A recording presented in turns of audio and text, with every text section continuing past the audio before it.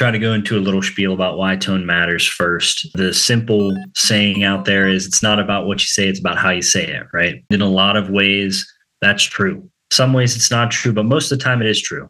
When you're speaking to someone, your tone is the first thing they're going to notice about you. So if it's engaging, they're going to be more engaged with you. But if it's too blunt and direct, it's likely that they're not going to engage with you. They're going to be hesitant to engage with you. Tone is incredibly underrated. We always know those people who just have really good tones. They have like a friendly tone of voice. Everybody wants to talk to them. But, not a lot of people practice tone. So because tone can induce an emotional reaction in your counterpart, one of our laws of negotiation gravity, understanding that before you go into conversations, I think is incredibly important. Tone is 13 times more important than what you say. The way you say it is 13 times more important than exactly what you say. Tone induces emotional reactions in people. You can make people really defensive, or you can make them really focus in just based on your tone. Like, for example, you probably know the late night FM DJ voice, the low, slow voice that we use to get people to focus in. Kind of makes you sit up in your seat, focus in on what I'm going to say, kind of shows you that what I'm saying is important, and you'll pay a little bit closer attention. But if I do that all the time, you're probably going to fall asleep. You're not going to be super engaged with me. That's why, as we refer to it, the accommodator tone has a smile to it. Sometimes difficult for me to get into just because I'm a little bit more of like a monotone, deeper voice. But as soon as you smile, have a little bit more energy in your tone, you immediately get someone engaged even more. It's the conversational tone, the person everybody likes at the party tone. That's the one we want to be in most of the time. And then, as I mentioned, you can make people defensive with the assertive tone. So if I start yelling at you, you're immediately going to kind of put up a barrier and be like, yo, what's this all about? Even if I just say something as simple as like, how did you figure that out? But I say, how did you figure that out? You're immediately going to be like, whoa, what's this all about? Why am I getting yelled at? So with those three tones, you can kind of vary the level of engagement you have. It's going to vary the response that you get from your counterpart. Most of the time, you'll be in that friendly tone, that conversational tone. When you're gathering information from somebody or when you're just having a conversation, that's about 80% of the time. That other 20%, when you're delivering bad news, when you're going to make an ask of somebody that you know is going to affect them in some way, that's when you drop into the late night FM DJ voice and slow your cadence down, drop an octave, will engage that person to know, hey, what I'm about to say is really important. We never use an assertive tone of voice. It activates the amygdala in your counterpart, the fight or flight. So as soon as you start yelling at somebody, the logical part of their brain turns off and they're just kind of in fight or flight mode. So for the assertive, they immediately have to understand that, all right, they've got to stay curious. They've got to just be really observant of their tone. It's got to be something that they're thinking of before going into conversations so that they don't come off too harsh. It's not, it's not a problem to be assertive, but it's a problem to use that assertive tone of voice. So they just have to be super hyper aware and just know they've got to throw a little bit of smile in there.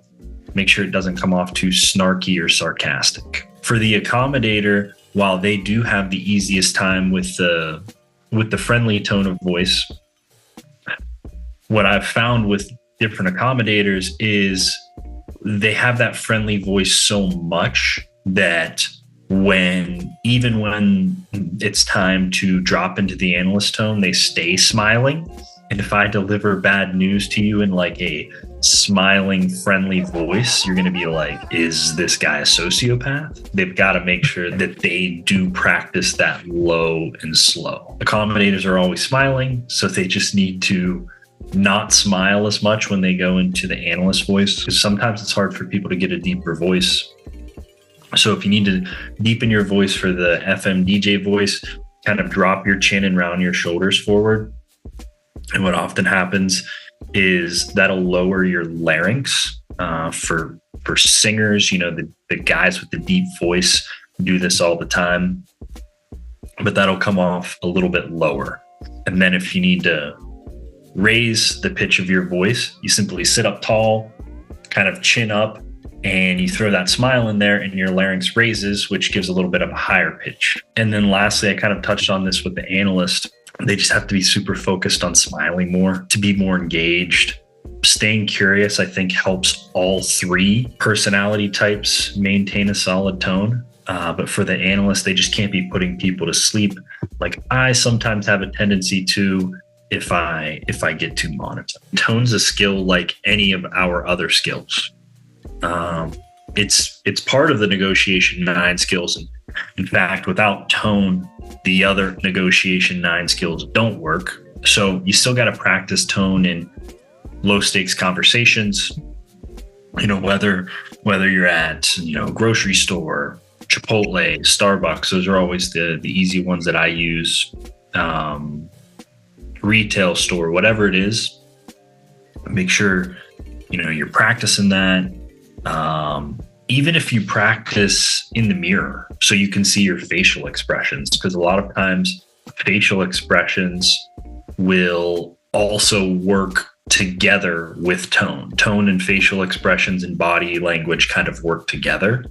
So, if you find yourself making people kind of nod off and you notice that your body language is kind of like rounded and closed off, well, maybe if you stand up a little bit taller, pick your chin up a little bit, you'll have a little bit better tone of voice.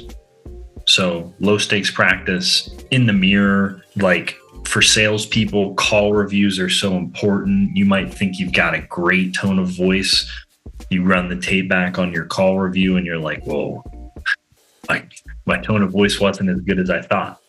Recording phone calls, like whatever it is, if you continue to practice it, you can drastically change your tone over time. If you don't have a good tone, none of these skills are going to land well. You could be the best labeler in the world. You could ask the best question in the world, but without the right tone, it's not going to land and you're probably not going to get the answer you're expecting to. So I would probably put listening and tone equally as important as each other. It's not too complex, but it's not always easy. What happens if you are in a conversation and you use the wrong tone? How do you correct? Number one, apology. Too many people are nervous to apologize nowadays. They think it makes them look weak, but it makes you look self-aware. Like, all right, I was clearly out of line with the way that I use my tone of voice here. So an apology, probably even throw some accusations audits in there to be like, hey, I'm sure what I just said makes you never want to do business with me again.